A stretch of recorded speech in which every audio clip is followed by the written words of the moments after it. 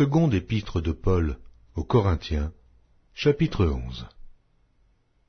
Oh, si vous pouviez supporter de ma part un peu de folie, mais vous me supportez. Car je suis jaloux de vous d'une jalousie de Dieu, parce que je vous ai fiancé à un seul époux, pour vous présenter à Christ, comme une vierge pure.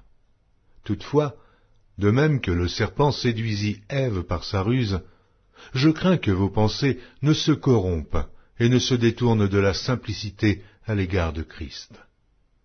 Car si quelqu'un vient vous prêcher un autre Jésus que celui que nous avons prêché, ou si vous recevez un autre esprit que celui que vous avez reçu, ou un autre évangile que celui que vous avez embrassé, vous le supportez fort bien. Or, j'estime que je n'ai été inférieur en rien à ces apôtres par excellence. Si je suis un ignorant sous le rapport du langage, je ne le suis point sous celui de la connaissance. Et nous l'avons montré parmi vous à tous égards et en toutes choses. Ou bien ai-je commis un péché parce que, m'abaissant moi-même afin que vous fussiez élevés, je vous ai annoncé gratuitement l'évangile de Dieu. J'ai dépouillé d'autres églises, en recevant d'elles un salaire pour vous servir. Et lorsque j'étais chez vous, et que je me suis trouvé dans le besoin, je n'ai été à charge à personne, car les frères venus de Macédoine ont pourvu à ce qui me manquait. En toute chose, je me suis gardé de vous être à charge, et je m'en garderai. Par la vérité de Christ qui est en moi, je déclare que ce sujet de gloire ne me sera pas enlevé dans les contrées de l'Achaïe. Pourquoi? Parce que je ne vous aime pas? Dieu le sait. Mais j'agis et j'agirai de la sorte pour ôter ce prétexte à ceux qui cherchent un prétexte, afin qu'ils soient trouvés tels que nous dans les choses dont ils se glorifient.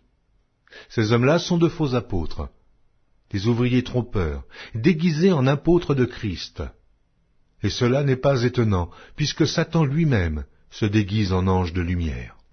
Il n'est donc pas étrange que ces ministres aussi se déguisent en ministres de justice. Leur fin sera selon leurs œuvres. Je le répète, que personne ne me regarde comme un insensé. Sinon, recevez-moi comme un insensé, afin que moi aussi je me glorifie un peu. Ce que je dis, avec l'assurance d'avoir sujet de me glorifier, je ne le dis pas selon le Seigneur, mais comme par folie. Puisqu'il en est plusieurs qui se glorifient selon la chair, je me glorifierai aussi. Car vous supportez volontiers les insensés, vous qui êtes sages. Si quelqu'un vous asservit, si quelqu'un vous dévore, si quelqu'un s'empare de vous, si quelqu'un est arrogant, si quelqu'un vous frappe au visage, vous le supportez. J'ai honte de le dire. Nous avons montré de la faiblesse. Cependant, tout ce que peut oser quelqu'un, je parle en insensé, moi aussi je l'ose. Sont-ils hébreux? Moi aussi. Sont-ils israélites?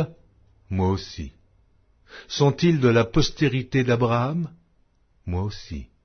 Sont-ils ministres de Christ? Je parle en homme qui extravague. Je le suis plus encore. Par les travaux, bien plus. Par les coups, bien plus. Par les emprisonnements, bien plus. Souvent en danger de mort. 5 fois j'ai reçu des Juifs 40 coups moins 1. 3 fois j'ai été battu de verge. 1 fois j'ai été lapidé. 3 fois j'ai fait naufrage. J'ai passé 1 jour et 1 nuit dans l'abîme. Fréquemment en voyage, j'ai été en péril sur les fleuves, en péril de la part des brigands, en péril de la part de ceux de ma maison, en péril de la part des païens, en péril dans les villes, en péril dans les déserts, en péril sur la mer, en péril parmi les faux frères. J'ai été dans le travail et dans la peine, exposé à de nombreuses veilles, à la faim et à la soif, à des jeûnes multipliés, au froid et à la nudité. Et, sans parler d'autre chose, je suis assiégé chaque jour par les soucis que me donnent toutes les églises. Qui est faible, que je ne sois faible? Qui vient à tomber, que je ne brûle? S'il faut se glorifier, c'est de ma faiblesse que je me glorifierai. Dieu qui est le Père du Seigneur Jésus, et qui est béni éternellement, sait que je ne mens point. À Damas, le gouverneur du roi Arétas faisait garder la ville des Damascéniens, pour se saisir de moi. Mais on me descendit par une fenêtre, dans une corbeille, le long de la muraille, et j'échappais de leurs mains.